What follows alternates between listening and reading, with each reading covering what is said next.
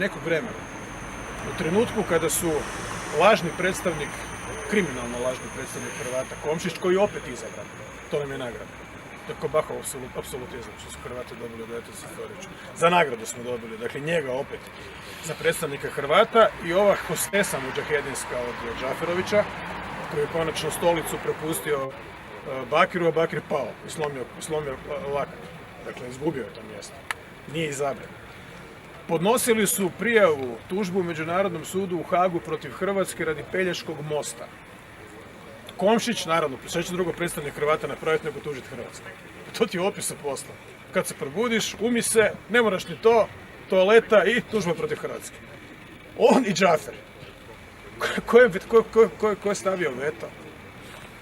I pozavši se na nacionalni vitalni interes Srba u Bosni i Hercegovini, Milorad Dodik.